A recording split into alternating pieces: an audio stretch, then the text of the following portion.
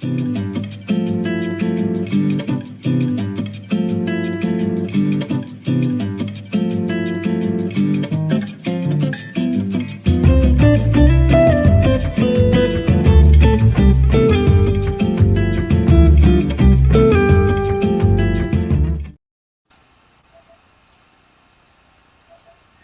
morning, everyone. Good morning. Happy Monday. Happy Indigenous Peoples Day and Columbus Day. Yes, Indigenous Peoples Day. And wasn't it a special treat to have Joe be our leader yesterday for the service? He just adds such a special touch as Yes, one of our Indigenous people. his humor really adds to the service. Yes, I really, really, really enjoyed that a lot. Me too. And yesterday, Debbie, we need to talk about Sunday school a little bit before we delve into our topics. Debbie led our Sunday school class yesterday for the Journey class, and it was on technology. and I, one of the comments that I didn't make during Sunday school was probably 10, 15, somewhere in that neighborhood years ago. One of my dad's favorite things was to come up with a question that he knew I didn't have an answer to. It was something that he'd seen on TV and maybe on the news, I don't know. But if I would say, well, Dad, how would I know that? And he would say, well, look it up on that machine of yours. And he already knew the answer, of course, as dads usually do, know most of the answers. But I have to chuckle every time I think about that. And mom would do the same thing. I remember sharing with her one time about showing her pictures from the internet, and she just couldn't get her head around how that could possibly be. My dad died before a lot of that happened, but he was a machinist by trade, and his dad, my grandfather, was also a mechanic, and he could fix anything. And they could go out, and my dad would work on the car, and he understood every part of it. But he stopped doing it because cars got too complex. Too many computers. Yes, and so he couldn't fix them anymore. And I think that, that for a handy guy, that was quite a leap on the technology scale. Yeah, my dad was the same way. He could fix anything. He could build anything until that machine of mine and the machine of many, many others came around and took that away. That took that ability away. But he would never teach us girls how to do anything because I think he thought it was a guy thing. He was, raised up in that generation, and so he wouldn't teach us how to change a tire or, change the oil. Oh, you don't have enough strength to do that. And Right. he would shoo us away. And so we never learned how to do some of those things. And I wish he had taught us a little bit more, but, he came from, he taught us a lot of other things. Yeah, my dad did too. Taught me a lot of carpentry kind of skills, and I know that when I went away to business school right after I graduated high school, the toilet tank stopped working. No, wouldn't flush, and I'm like, okay, I've seen Dad take the lid off of this thing. Oh, something's not connected in there. By golly, I could fix that. Oh, they teach us. The other things my dad and both my parents, but we were not allowed to have the TV on during dinner. And we had a table that was what like a Murphy bed, where the table folded up when we weren't using it, and then it folded down, and then we all sat around it, and we would talk about events during the day, either, just our personal events, and sometimes it was national events, and we talked about politics and with the issues of the day while we were eating dinner. And so, no, back in the day, we didn't have technology to bring to the table. That's right. And so it was quite, I think it was quite healthy. And I think that was part of the Sabbath speech.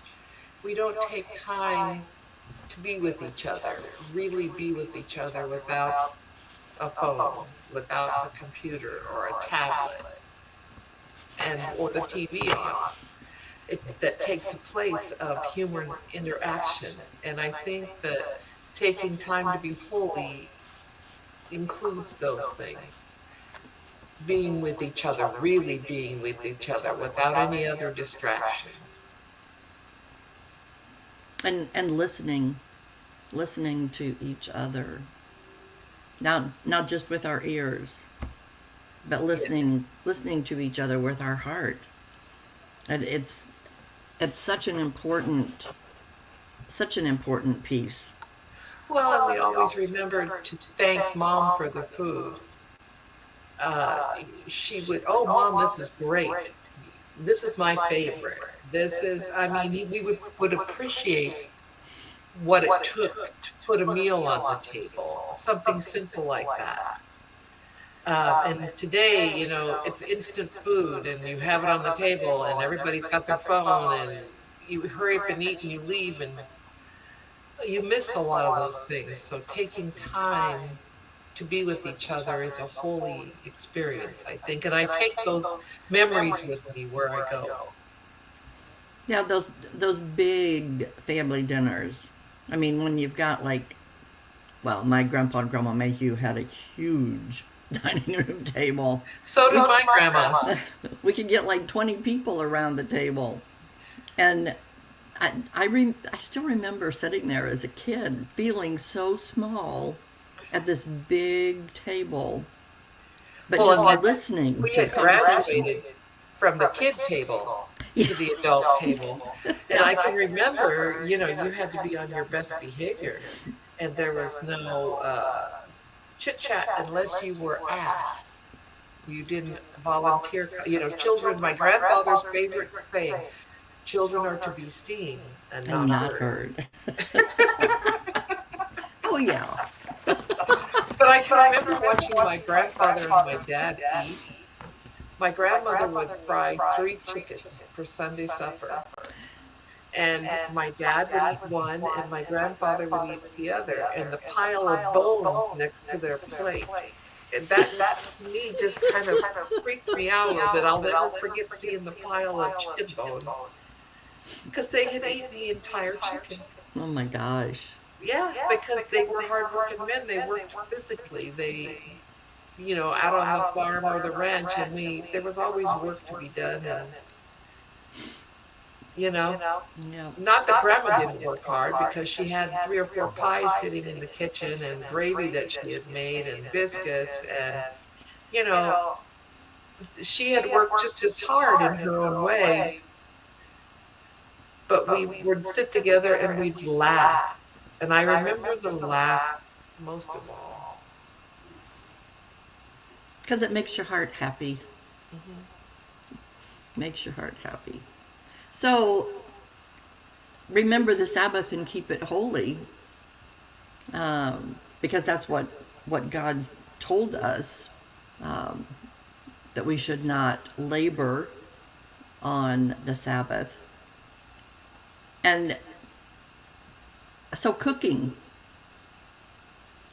I guess, not considered labor.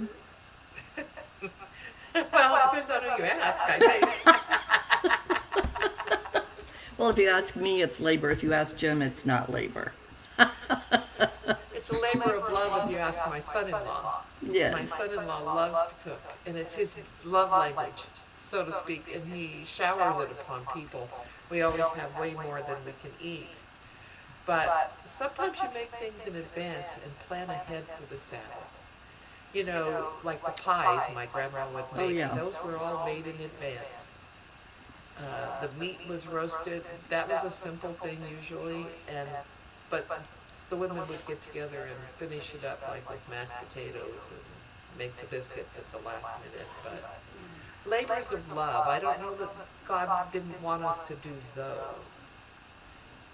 We have to do those. Absolutely. And for me, that whole that whole Sunday, one Sunday at my mom's family, and the next Sunday at my dad's family. It was just kind of like every other week, back and forth. We were with family, and to me, I guess I didn't realize at the time what an important start to my week that really was. Getting together with my cousins was so fun. Yes. And we'd go in the barn and we'd make hay bale forts. Yep. And we'd have such fun and with simple things like that. Up there in that loft at the top of the barn where children should not go, as we were told. You might fall out of there. Don't go up there. Yeah, Yep. But we did it anyway. we did And it I'm sure they anyway. knew. And we survived. Yes. So I think one of the main things for me about remember the Sabbath and keep it holy, we just need to slow down. Focus on family. What's really important? How do we refresh and renew our spirit to start another week? How do we even think about, oh my goodness, I don't want to look at my calendar and see all the places that I have to go and all the things I have to do. But if you start fresh, My great grandmother was a special person. She was all of like maybe 5 feet. And she had incredible hair. It was steel gray and it had two thick braids that she wound around her head in a coronet. And she had her Sunday hat sitting on a hat stand on the bedroom bureau. And she would get ready for Mass every Sunday. And she never missed. But she would bring people home from Mass, people that were total strangers, and she would make sure they were fed before they went on their way. But she would bring, she had another huge table. You know, I think we don't have as big a furniture anymore as they did back in the day, where you could sit 15, 20 people down at right. the table, and you would roast a ham and a turkey and whatever you had. My great grandmother also would fish. She would go down and fish before Sabbath, of course, and she would fry that up for Sunday supper. But there was never an empty chair at her table. Yeah, that was kind of like talking about no empty chairs. It was kind of like my brother and I in high school. We never knew how many we were going to have to sit down for sometimes a quick meal before we had to run off to the gym, but it was about sharing. It was about spending time together, helping each other, and that's those acts of kindness that we're reminded that we should be more mindful of, because it's so easy for us to give acts of kindness.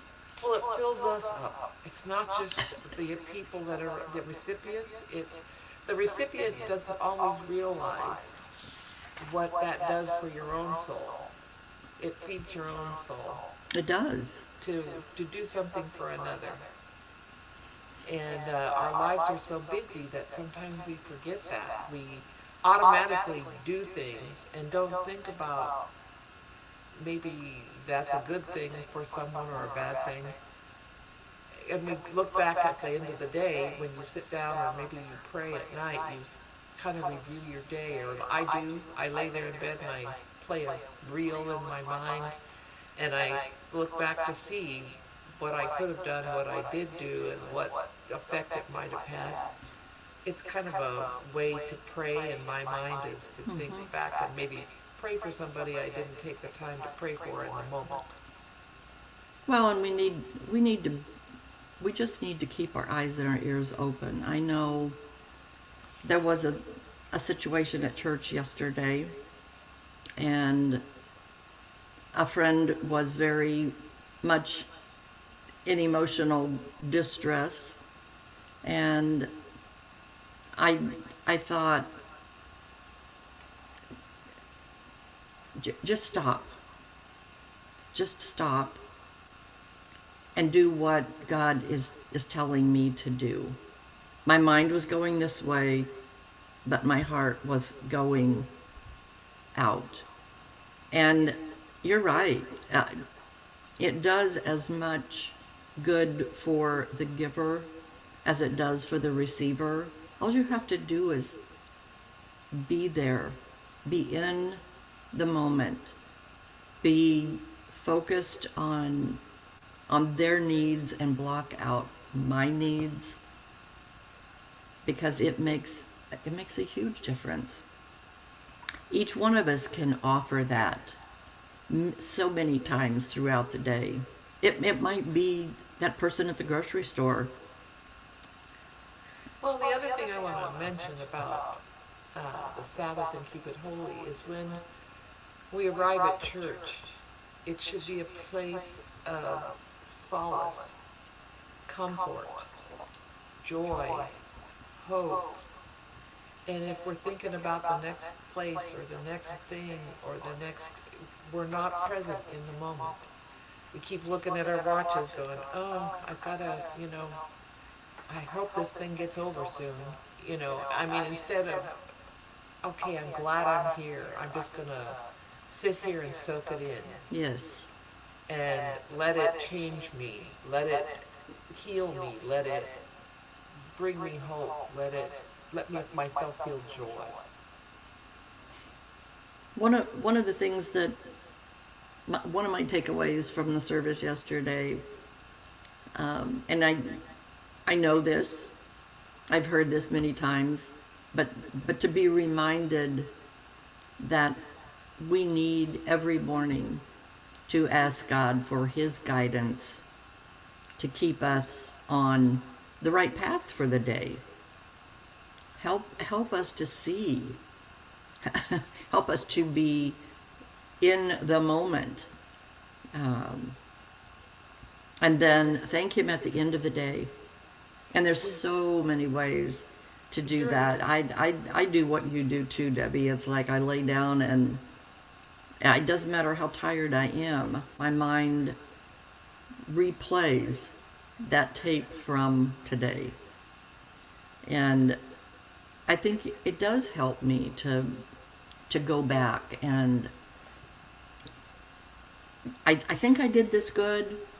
Golly, I fell short here. I really could have done so much better on this particular time for this person. It can't be about me. It has to be about those that are around me. That's what God sends us to do.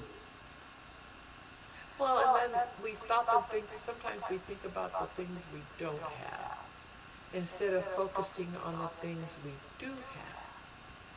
And counting ourselves richly blessed for those things that we do have. We may not have perfect health, but we have health.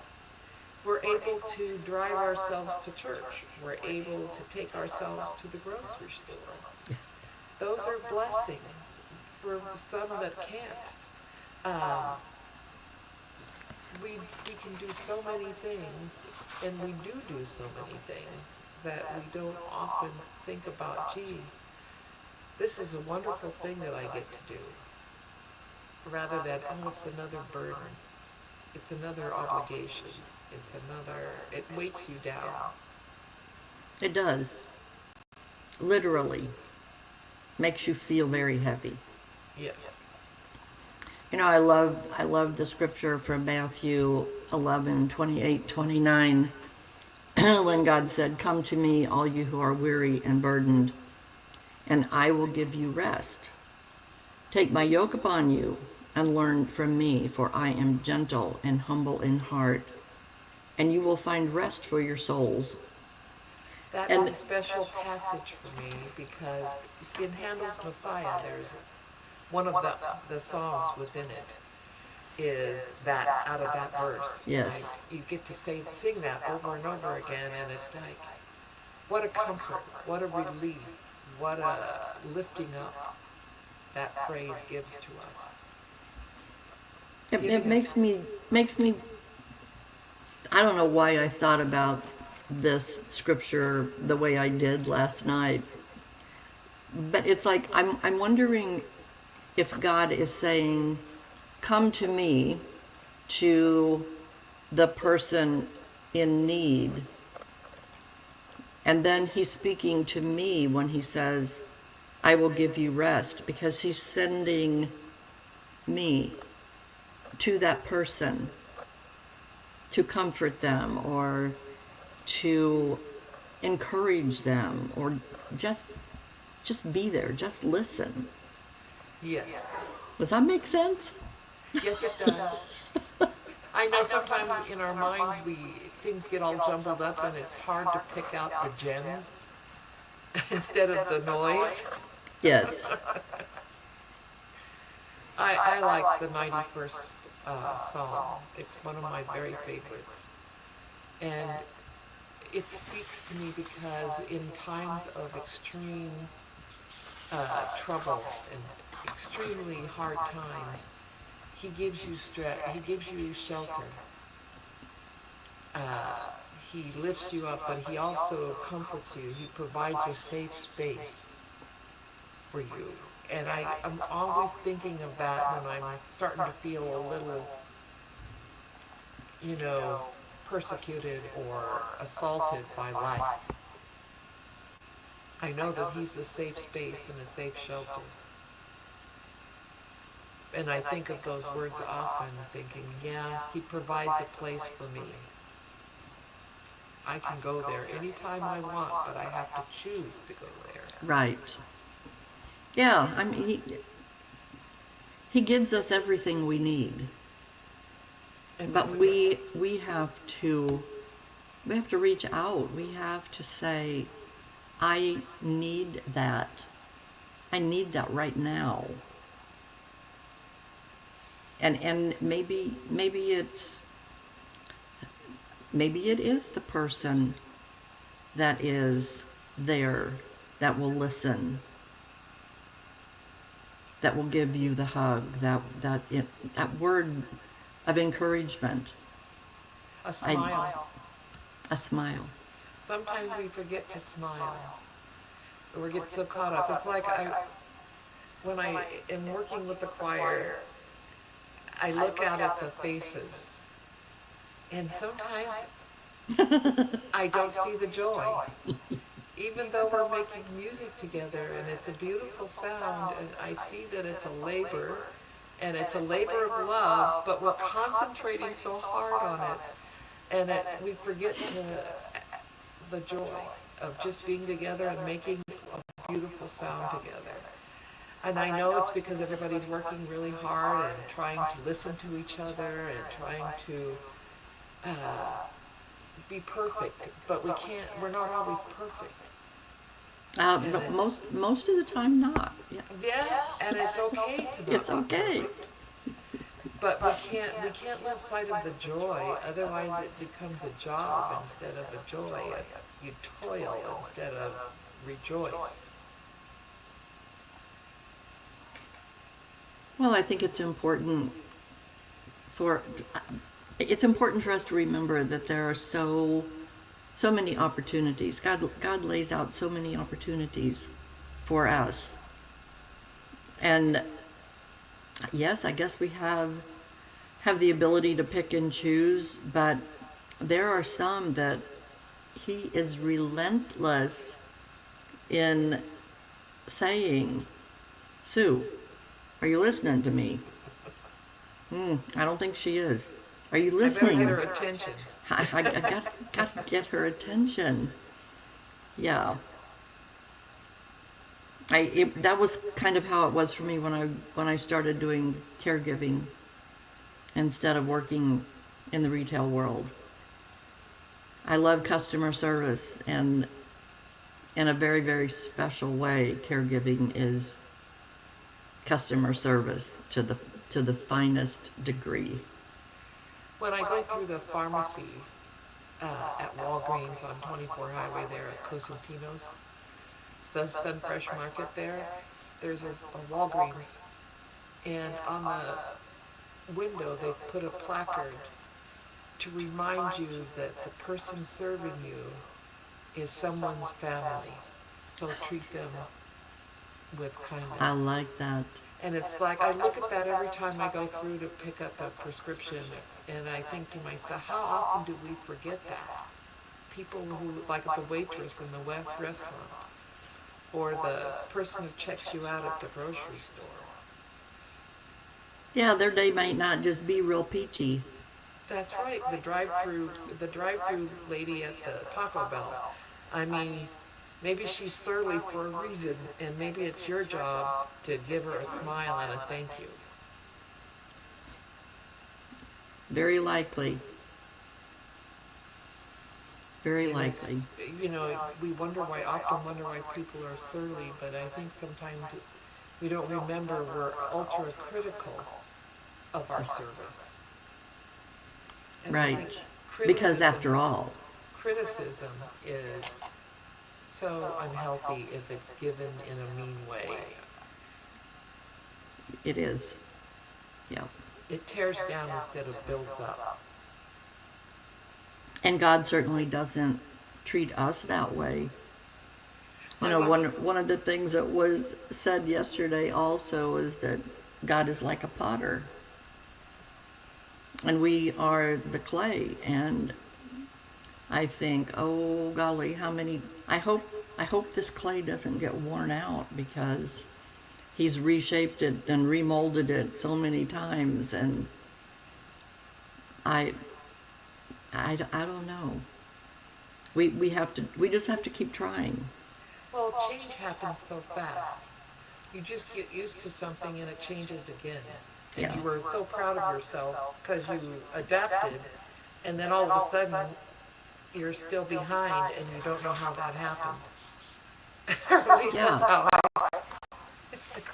How did I get so far behind? Well, it's like we were talking about technology in Sunday school yesterday and how it has changed. We thought we were, state of the art. You know, last year we were doing just great and everything was working wonderfully.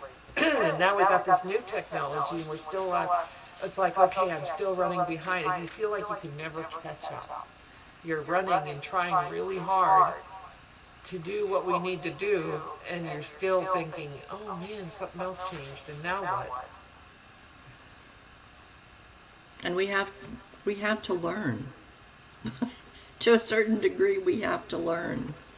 And we have to toss away the thing that no longer works, that we thought was state of the art, and now it's old. And we can remember when we spent X number of dollars on that piece of technology, Oh, yeah. and now it's no longer working, and that was just a waste. And it's not, because it brought us to the next step. Because That's that right. technology was the latest invention, and now it prepared us for what's next. That's kind of like what God does in our lives. He gives us the opportunities, and we keep building on those opportunities to take us to the next level, to the next assignment that that He has for us. And only He knows. Yes. This prayer came across of course, my Facebook account this morning. Again, I had seen it several days ago and thought, I need to share that. So I am going to share this prayer. It's called the I don't know prayer. And how many times have we said, I don't know? But it fits right in with remember this Sabbath and keep it holy. You just go somewhere quiet and you sit at the feet of God and you say, I don't know. I don't know where to go from here. I don't know what is happening. I don't know how to process this. I don't know what to do with these emotions. I don't know how to handle this situation. And then, with whatever little grain of faith you have, you say, but God, you know. And you just leave it there. Just leave it there. God most certainly hears our prayers. What would it be like if we let go and let God? Let God have the last say, the last word. And with that was the last word. We'll see you next week. Goodbye.